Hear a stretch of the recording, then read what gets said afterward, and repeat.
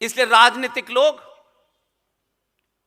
अलग अलग पार्टियों में हैं, अलग अलग जगह हैं, किसकी क्या विचारधारा यह महत्वपूर्ण नहीं है।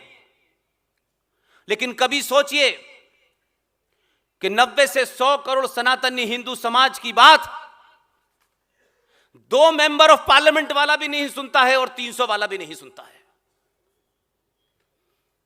इसलिए कि आप 100 से 90 करोड़ भारत की जनसंख्या के अनुसार तो नजर आते हैं, लेकिन जब आपने भाग्य का फैसला करते हैं तो कोई ब्राह्मण होता है, कोई ठाकुर होता है, कोई यादव होता है, कोई बनिया होता है, कोई ऊंचा है, कोई नीचा है, और सब कुछ होते हैं आप। इसलिए आज पूरी दुनिया में एकमात्र ऐसा देश है जहां इतनी बड़ी तादाद में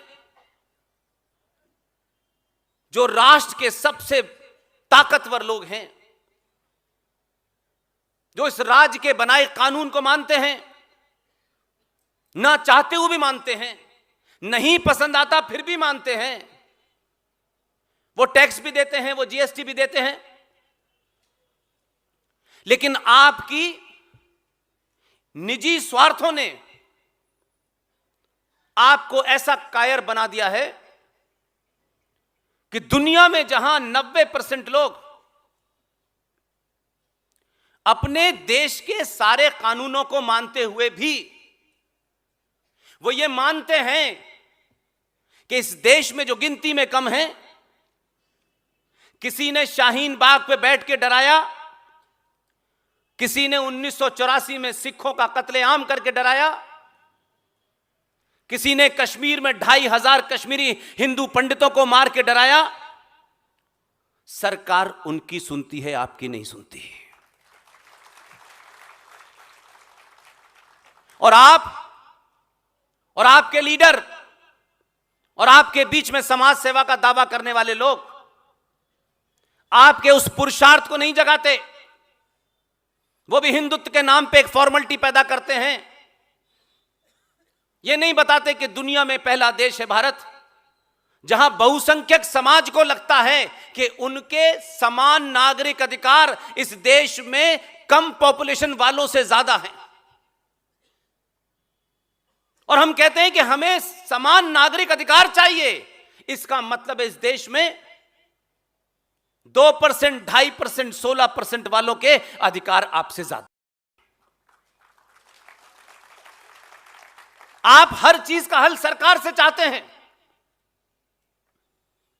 और सरकार आपसे वोट लेती है, और आप वोट देने के लिए इस देश के अलग अलग राज्यों में 2 रुपए किलो चावल और 1 महीने का बिजली का बिल माफ कर देने से वोट दे देते हैं। अपने दिल पे हाथ रखिए, हम सबको एक ना एक दिन जाना है। अपने जमीर से पूछिए, अपनी आत्मा से पूछिए, क्या हमने जन्म 4 गाड़ियां, बड़े मकान, बेटी को अमेरिका में, लड़के को इंग्लैंड में स्थापित करने के लिए लिया है? हमारी कोई भूमिका नहीं है, हमारा कोई कर्तव्य, हमारा कोई दायित्व नहीं है। हम 70 सालों में वोट देने की तमीज भी हमने 2014 में सीखी। जिन्हें हम मानते हैं कि वो पंचर पुत्र हैं, हमें ऐसा लगता है, ये कहकर के हम हंस सकते हैं, उन्होंने इस देश में कभी रैली नहीं निकाली कि हम बेरोजगार हो गए हैं। उन्होंने सरकार से ये सब मांगे नहीं की जो हम करते हैं। उन्होंने सरकार से जो निगोशिएट किया, और ऐसा निगोशिएट किया, करोड़ों इस देश में हिंदू लोग घूम रहे हैं, लाखों संगठन चल रहे हैं, आपका एमएलए, आपका एमपी संसद से बाहर निकलने के बाद आपके क्षेत्र में भी ऐसी सभा करके सच्चाई नहीं बताता। और आप हैं कि जब तक वो नहीं बताएगा तब तक आप जानने की कोशिश नहीं करते। अगर ये जान जाते कि आपकी आस्थाओं का, आपके राष्ट्र की इंच इंच जमीन का सौदा हो गया है, तो हो सकता है मैं और आप उसमें कुछ कर न सकें, लेकिन चिल्लाने से करोड़ों लोगों को पता चल जाएगा और करोड़ों लोगों में से कुछ करोड़ खड़े हो जाएंगे, सरकार डरने लगेगी। इसलिए आर्टिकल 35A, मेरे एक साथी स्वर्गीय संदीप कुलकर्णी, महाराष्ट्र के रहने वाले, अब हमारे बीच में नहीं है, उन्होंने सुप्रीम कोर्ट में पहली बार आर्टिकल 35A की एक पिटीशन डाली थी। मेरे दोस्त में विदेशी एक चैनल में काम करता था, तब भी मैंने कहा आप पिटीशन डालिए, इस पे डेट पड़ेगी, लोगों को कुछ पता चलेगा, लेकिन असली जन जागरण यह होगा चौराहे चौराहे, गली गली, यह धारा कैसे आई, कैसे बनी और कैसे तमाम समाज के तमाम राजनीतिक दलों ने और समाज के ठेकेदारों ने इसकी तरफ इशारा तक नहीं किया, बताया नहीं आपको। उनके अपने स्वार्थ हो सकते हैं। हजारों कश्मीर के ऊपर सभाएं होती हैं, सेमिनार होते हैं। मैं भी 88 से दिल्ली में हूं, मैंने नहीं सुनी आज तक कोई सभा हो जिसमें इस शब्द का प्रयोग भी हुआ हो। इसलिए जब आप मंचों से बोलते हैं और सत्ता को यह एहसास करा देते हैं तुम्हारे पास कुछ लेने कभी नहीं आएंगे, तो सत्ता डरती है। आर्टिकल 35A जम्मू कश्मीर में एक ऐसी धारा था जिसके तहत किसी भी विदेशी को भारत की नागरिकता देने का अधिकार जो केंद्र सरकार को था, वो कश्मीर की सरकार के पास था। आप बोलिए पूरी ताकत से, हमने तो 2019 के एक पार्टी के मैनिफेस्टो में पहली बार सुना, 2014 से बोलते बोलते बीच इलेक्शन में यह खबर आई कि मैनिफेस्टो जारी हो रहा है एक पार्टी का, और उसमें कहा गया है कि हम सत्ता में आए तो 370 भी हटाएंगे और 35A भी हटाएंगे।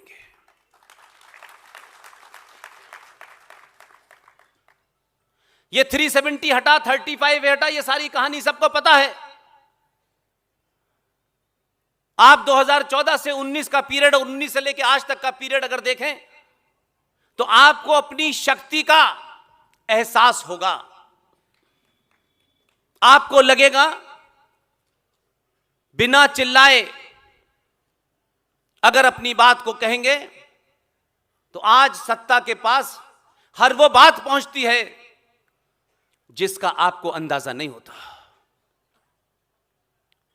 इसलिए अगर सरकार यह जानती है कि अगर इस कानून को हटाने में हमारे पास कहीं बहुमत कम भी पड़ रहा है, तो आपका दबाव, अपनी उस ताकत का मैं आपको बोध कराना चाहता हूं। आपने जो सबसे बड़ी भूल नहीं की, इसको जरा ऐतिहासिक पॉइंट से देखें। 2014 में 70 साल के बाद भारत में सत्ता का परिवर्तन हुआ, यह बहुत बड़ी बात नहीं थी। दुनिया के विदेशी अखबारों ने लिखा आपके बारे में, उनके अपने अपने निष्कर्ष थे, लेकिन मैं उससे बड़ी चीज मानता हूं,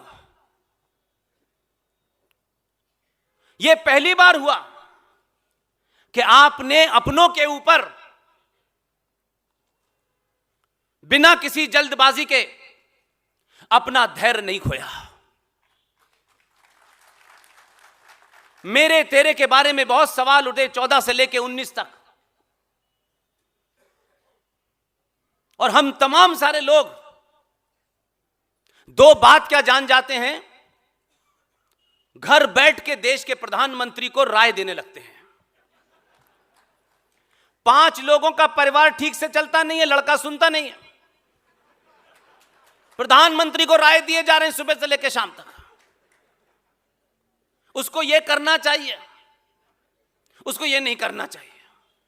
और एक चौराहे पे बात करेंगे, दूसरे चौराहे पे दूसरी राय होगी, माने किसकी वो। लेकिन मैं इस बदलाव को देखता हूं, इसलिए राष्ट्र की बात करता हूं। भारतीय इतिहास में, राजनीति के इतिहास में जो मेरे बुजुर्ग यहां बैठे हैं वो भी देखें, और आज के युवाओं को उनके अंदर एक उम्मीद जगाएं। भारतीय राजनीति के केंद्र में पहली बार सनातनी हिंदू आया है।